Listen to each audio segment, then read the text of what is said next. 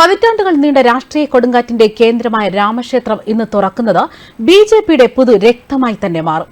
രാജ്യത്ത് 112 കോടി ഹിന്ദുക്കൾ എന്നാണ് അവസാനത്തെ കണക്കുകൾ സൂചിപ്പിക്കുന്നത്. ഇവരെല്ലാം തന്നെ രാമഭക്തരാണ്.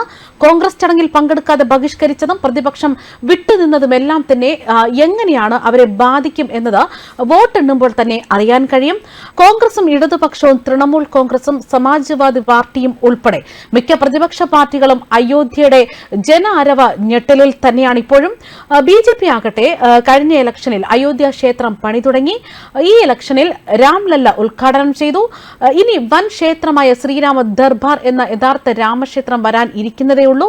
2035 വരെയുള്ള പദ്ധതികളാണ് ബിജെപി ഇപ്പോൾ അയോധ്യയിൽ തന്നെ ഒരുക്കുന്നത്. കേന്ദ്ര സംസ്ഥാന സർക്കാരുകൾ ചേർന്ന് 1,25 ലക്ഷം രൂപയുടെ പദ്ധതികളാണ് നടപ്പിലാക്കുന്നത്.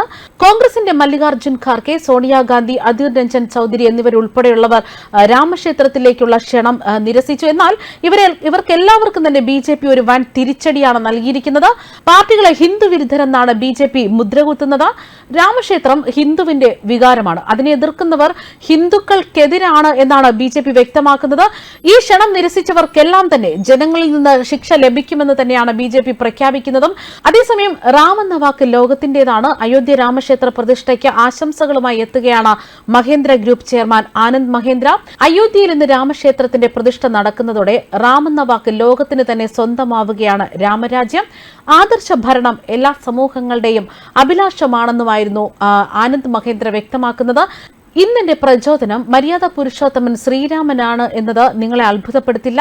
കാരണം അദ്ദേഹം മതത്തിന് അതീതനായ വ്യക്തിയാണ്. ഒരാളുടെ വിശ്വാസം എന്തു തന്നെയായാലും സമർപ്പിതനായ ഒരു അസ്തിത്വത്തിന്റെ സങ്കല്പത്തിലേക്ക് നാം എല്ലാവരും ആകർഷിക്കപ്പെടുന്നു. അവന്റെ അസ്ത്രങ്ങൾ തിന്മയും അനീതിയെയും ലക്ഷ്യമാക്കിയുള്ളതാണ്. രാമരാജ്യം, ആദർശ ഭരണം എല്ലാ സമൂഹങ്ങളുടെയും അഭിലാഷമാണ്. ഇന്ന് റാമെന്ന വാക്ക് ലോകത്തിന്റേതാണ് എന്നാണ് ആനന്ദ് മഹേന്ദ്ര കുറിച്ചത്. അയോധ്യ രാമക്ഷേത്രത്തിന്റെ പ്രാണപ്രതിഷ്ഠയിലൂടെ ആവേശത്തിലാണ് രാജ്യം. നൂറ്റാണ്ടുകളുടെ കാത്തിരിപ്പാണ് ഇന്ന് പൂർത്തിയാകുന്നത്. വീടുകളും കടകളും വ്യാപാര സ്ഥാപനങ്ങൾ എന്നിവിടങ്ങളിലെല്ലാം തന്നെ ജയ് ശ്രീറാം എന്ന എഴുതിയ പതാകകൾ ഉയർത്തിയിരിക്കുന്നു. ശതകോടീശ്വരന്മാരും വ്യവസായിയുമായ ഗൗതം അദാനിയും രാമക്ഷേത്ര പ്രതിഷ്ഠയ്ക്ക് ആശംസകൾ അറിയിച്ചെത്തുന്നുണ്ട്.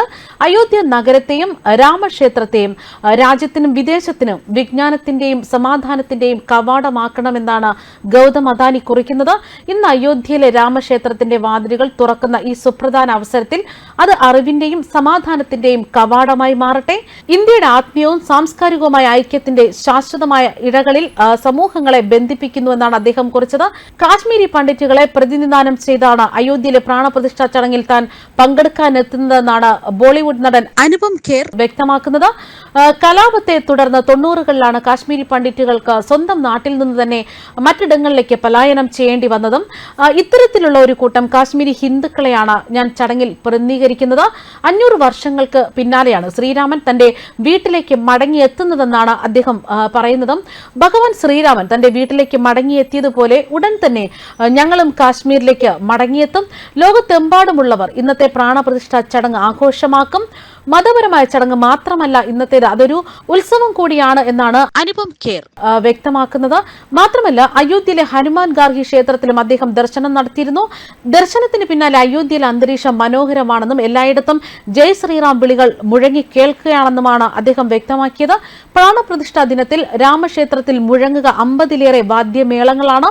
രാജ്യത്തിന്റെ വിവിധ ഭാഗങ്ങളിലെ വാദ്യങ്ങളാണ് മംഗളധ്വനി സംഗീത വിരുന്നിനായി രാമജന്മഭൂമിയിൽ മുഴങ്ങുന്നത്. ഇന്ന് ഉച്ചയ്ക്ക് 12 മണിവരെയാണ് ഈ സംഗീത വിരുന്ന് നടക്കുക.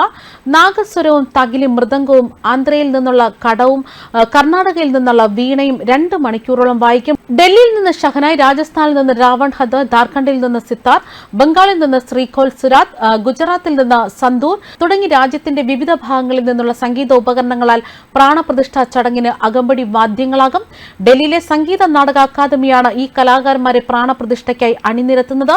സംഗീത പരിപാടി നിയന്ത്രിക്കുന്നത് പ്രശസ്ത സംഗീതജ്ഞൻ യതീന്ദ്ര മിശ്രയാണ്. രാജ്യത്തിന്റെ സാംസ്കാരിക പാരമ്പര്യങ്ങളെ എടുത്തുകാട്ടുന്ന സംഗീത പരിപാടിയാണ് പ്രാണപ്രതിഷ്ഠാ ചടങ്ങിന്റെ ഭാഗമായി അയോധ്യയിൽ നടക്കുന്നത്.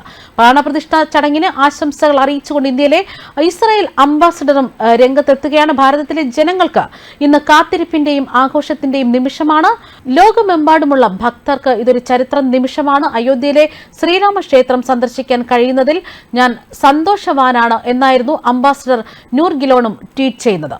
ന്യൂസ് ഡെസ്ക് കർമ്മ ന്യൂസ്.